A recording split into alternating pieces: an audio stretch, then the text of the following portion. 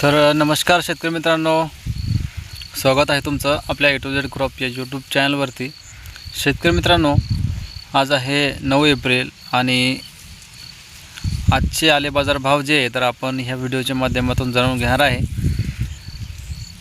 जे शेतकरी आपल्या चॅनलवरती नवीन आहे त्यांनी चॅनलला सबस्क्राईब करा आणि वरती दिलेले बेल आयकॉन दाबा, जेणेकरून तुम्हाला आले भावाची जी अपडेट आहे रेग्युलर मिळत जाईल, प्रत्येक व्हिडिओचं नोटिफिकेशन मिळत राहील। तर शेतकरी मित्रांनो, आपण बघतोय मागच्या आठवड्यामध्ये जे तर आजच्या तारखेपर्यंत अद्रकीमध्ये थोडी मंदी आलेली आहे, म्हणजे भावामध्ये बऱ्यापैकी घसरण झालेली आहे। आणि हे कधीपर्यंत राहणार आहे किंवा मग सध्या स्थितीला तुमच्याकडे काय भाव चालू आहे, तुमच्या भागामध्ये काय भावाने सौदे चालू आहे झालेले आहेत, काय भावाने मागतायत व्यापारी, ते पण कमेंट करून अवश्य सांगा।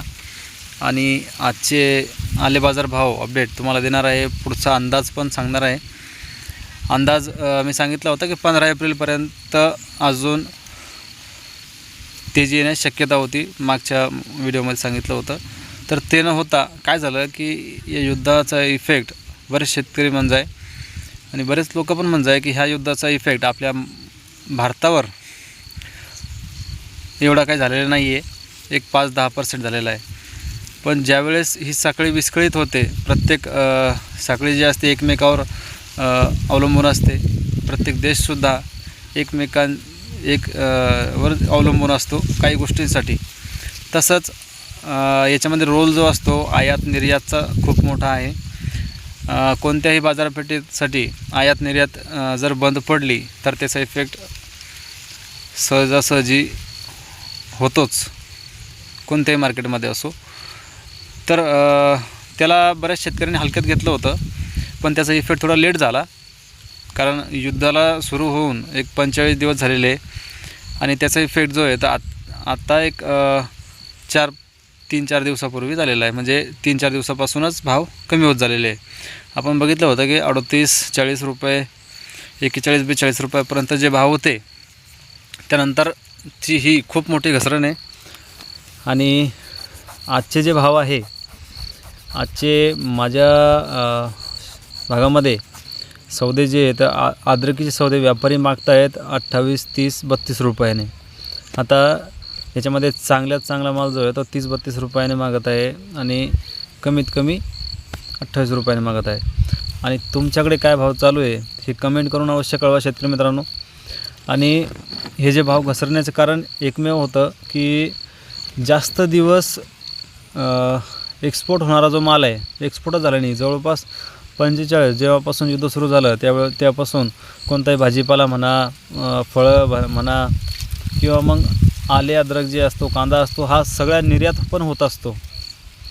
तर तो निर्यात बंद झाल्याकारणाने सगळ्याच मालांचे भाव जे आहेत ते कमी झालेले आहेत। त्यानंतर आता आपण आल्याच्या बाबतीत जर सांगायचं झालं तर आल्यामध्ये आपल्या महाराष्ट्राच्या जो माल असतो, आपला हा सीझन चालू आहे सध्या, तर ह्याच टायमामध्ये बाहेरचा माल जो आहे तर जो चायनाचा मालसुद्धा जो असतो तो एक्सपोर्ट होत असतो। तर एक्सपोर्ट बंद झाल्याकारणाने जो माल आहे, उत्पादन जे जास्त झालेलं आहे ते आपल्याच मंड्यामध्ये, आपल्याच राज्यामध्ये आपापल्याच जास्त होतो आहे, त्यामुळे ही मंदी आलेली आहे।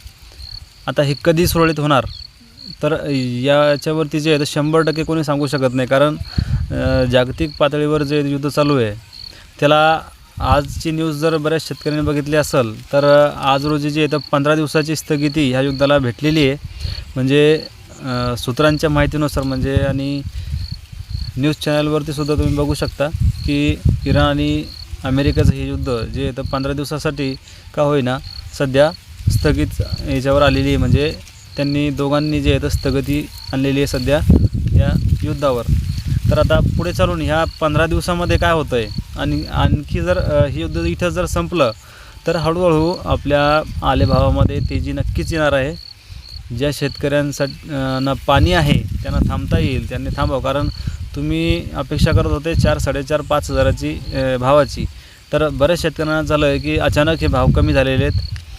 त्यामध्ये आता व्यापाऱ्यांचा फायदा झालेला आहे आणि जे बियाणे जे होते जे बियाणे आता बियाण्यामध्ये पण इतका जे आहे तर लॉस झालेला आहे बऱ्याच शेतकऱ्यांना.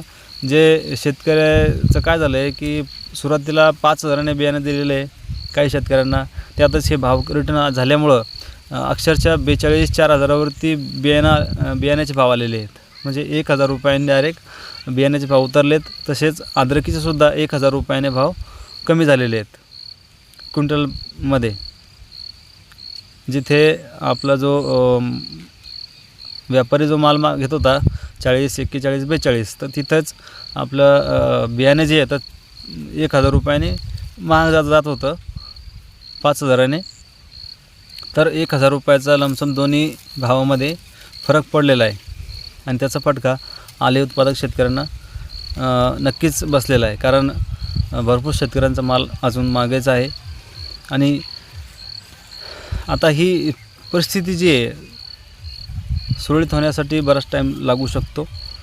आणि राहिला भावाचा प्रश्न तर भाव अजून खूप टाईम लागू शकतो भाव वाढण्यासाठी. जर हे युद्ध इथं संपलं म्हणजे 15 दिवसानंतर अजून समजा या युद्धाला जर स्थगिती दिली तर हळूहळू का होत नाही, एका महिन्यामध्ये थोडे भाव जे आहे थोडेफार तर कवर होईल.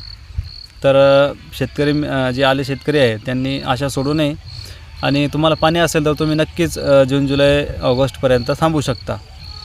त्यानंतर तुमची मर्जी आहे, तुमचा जो निर्णय स्वतःचा राहील.